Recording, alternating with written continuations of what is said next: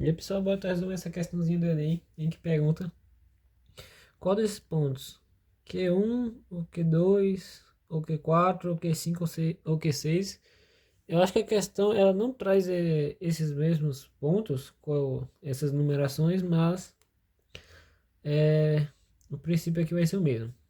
Bem, qual desses pontos, ao olhar para o gol, vai possuir o mesmo ângulo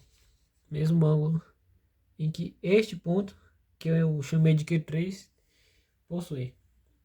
Então, basicamente, a gente tem um gol aqui, aí tem um jogador que está aqui, e ele está olhando para o gol. Ele tem um certo ângulo quando olha para o gol, esse certo ângulo aqui.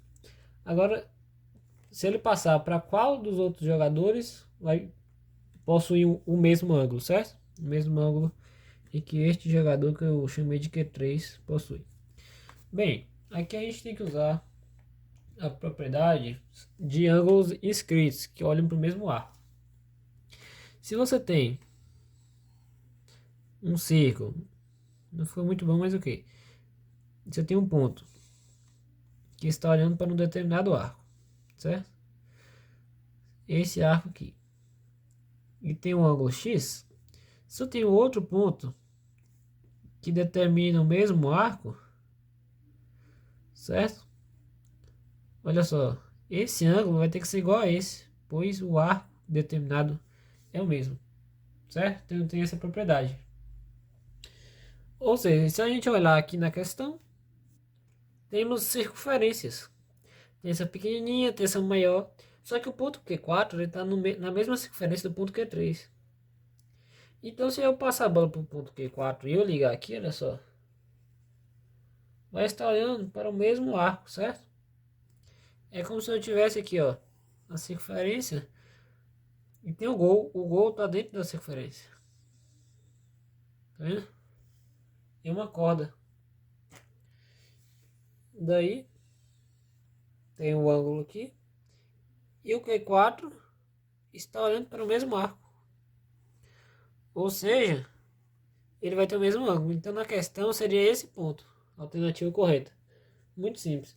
Mas além disso eu quero mostrar o porquê os outros necessariamente são ângulos distintos. E a gente ainda consegue descobrir a ordem de sequência de qual é o maior e qual é o menor. Bem, vemos que cada ponto está pertencente, é pertencente a uma determinada circunferência. Tem circunferências menores e maiores, certo? Exceto esses dois pontos, todos os outros pontos pertencem a circunferências distintas. O ponto Q1 ele pertence à menor circunferência. Então, a gente pode deduzir que vai ser o maior ângulo. Mas por quê? Vamos pensar. Se eu tenho uma circunferência aqui, aí tem uma corda, certo? Aqui tem um segmento, tem essa corda aqui. E olha só, eu ligo, aí eu tenho um ponto aqui, né? Vamos dizer que esse é o ponto Q1 e eu ligo. Vemos que aqui forma um ângulo X, ok? Para essa corda. Agora, vamos dizer que tem outra circunferência maior.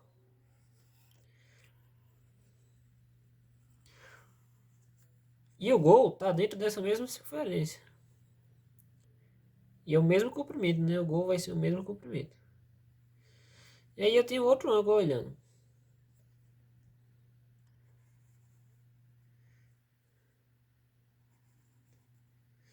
Tem como eu chamar esse ângulo de Y. Tem como saber qual é maior, X ou Y? Tem como sim. Como que a gente descobre isso? Bem, aqui a gente pode estar tentando usar o princípio da lei dos cossenos. Princípio da lei dos cossenos. Bem, se eu pensar aqui no centro. E agora eu ligo do centro até aqui. E até aqui. Agora eu ligo do centro daqui até aqui, certo? Ok. Esse aqui eu vou chamar de raiozão e aqui de raiozão. E aqui de raiozinho e aqui de raiozinho. Certo? Então tem transferência maior, transferência menor. E esse comprimento aqui é o mesmo, que eu chamar de comprimento N. Certo? É a medida N. Como esse ângulo aqui é Y, eu vou chamar de 2Y para ficar melhor, para que aqui seja Y. Porque além dessa propriedade de que os ângulos escritos que olham para o mesmo arco são iguais, a gente também tem a propriedade de que o ângulo central, não, aqui tá errado, ó. Aqui é 2y aqui no meio e aqui é y. Perdão. A gente tem a propriedade de que o ângulo central é o dobro do ângulo inscrito. Então isso aqui é y, aqui é 2y, esse ângulo, certo? 2y. E se esse ângulo aqui é x, aqui é 2x. Dá para ver muito bem, mas ok.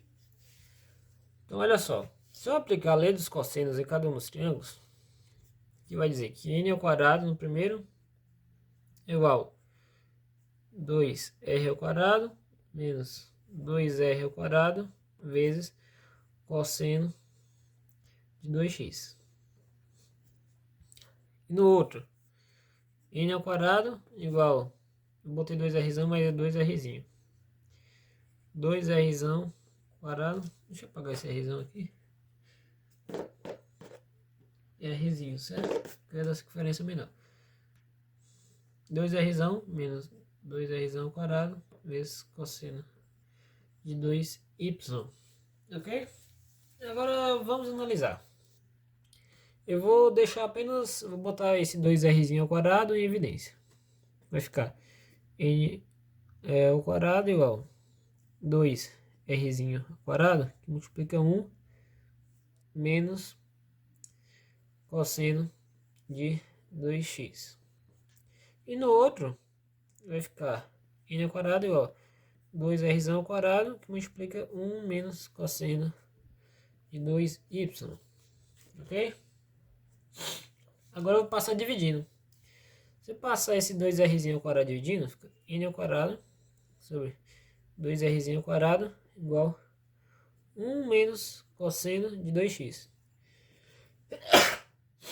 Ai, perdão. E aqui embaixo a gente tem que 2n ao quadrado sobre 2r ao quadrado igual a 1 menos cosseno de 2y. Ok? Beleza. A gente tem isso daqui. Não tá dando para ver, mas ok. Agora, vamos analisar. O Rzão é maior que o Rzinho, certo? Se o Rzão é maior que o Rzinho, a gente sabe que esse valor aqui vai ser menor que esse. Por quê? Se eu aumento o denominador, o resultado diminui. Quanto maior for o denominador, eu tenho 10 balas. E quanto mais pessoas eu tiver para dividir essas 10 balas, menos vai ser a quantidade de balas para cada um, certo? Então se eu tenho n ao quadrado para dividir para um valor e esse valor vai aumentando, então quer dizer que o resultado vai ser menor.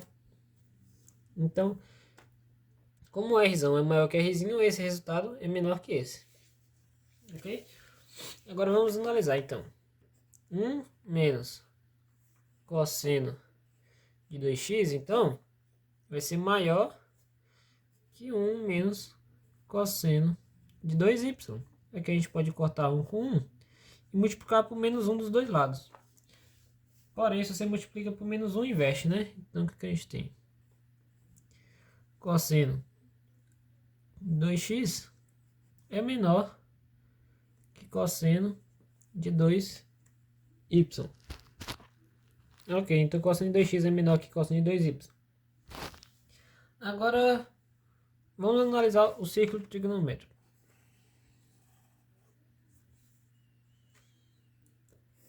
Nossa, ficou extremamente torto.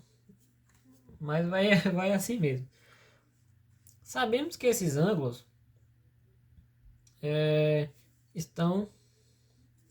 são menores que 180, ok? Porque pertence a um triângulo. Não tem como eu ter um ângulo maior que 180 dentro de um triângulo. Então está aqui dentro, ok? Tá entre 0 e 180. Agora, vamos pensar. Se o cosseno de 2x, será que ele pode ser negativo? Será que ele pode ser positivo? Vamos criar uma relação entre o x e o y. Para esse cosseno ser maior que esse, quer dizer que esse ângulo aqui, ele está mais próximo do zero. Porque olha só, quanto mais à esquerda, a gente está observando só essa parte acima, né? Acima do eixo x. Então, quanto mais próximo o cosseno está aqui, desse ponto, que é quando o cosseno vale 1, maior ele é. Então, se ele vai indo, ó, aqui é cosseno de 0 grau, certo? Então, quanto maior o ângulo vai aumentando, mais vai diminuindo, certo? Então, por exemplo, se eu tenho o cosseno desse ângulo aqui, ele vai ser menor que o cosseno de 0. Então, quanto maior o cosseno, menor vai ser o resultado dentro do período, né? De 0 a 180, dentro desse intervalo. Ou seja, como o cosseno de 2y é maior que o cosseno de 2x, e a gente está olhando no intervalo de 0 até 180 graus, a gente sabe que 2y vai ser menor que 2x. Ok? E quanto menor for o ângulo, maior é o resultado. Ou seja, y é menor que x. Então, y é o ângulo do círculo grande. Então, quanto maior for o círculo, menor vai ser o ângulo. Então, a gente, além de saber o que a questão queria, que Q3 é igual a Q4, poderia pedir também para que a gente botasse em ordem, né? Os seguintes ângulos em ordem crescente. Então, a gente poderia saber que o Q6 ele é menor que o Q5, pois está numa circunferência maior, que é menor que o Q4, que é menor que o Q3, que é menor que o Q2, que é menor que o Q1. Então, por conta do gol ser sempre o mesmo tamanho, como o gol é sempre o mesmo tamanho, o ângulo vai ser menor quanto a circunferência cresce. E se a circunferência diminui, o ângulo aumenta. É isso, espero ter entendido. A resolução aqui, você só precisava saber disso, que o ângulo quando olha para o mesmo arco, o ângulo inscrito olhando para o mesmo arco vai ser ângulos iguais. Mas eu quis mostrar essa desigualdade aqui. Eu achei bem interessante, né? Usando trigonometria, que poderia ser uma questão mais aprofundada, né? Além dessa dessa pergunta que eu nem pediu. Então é isso, se inscreva, deixa o like e obrigado.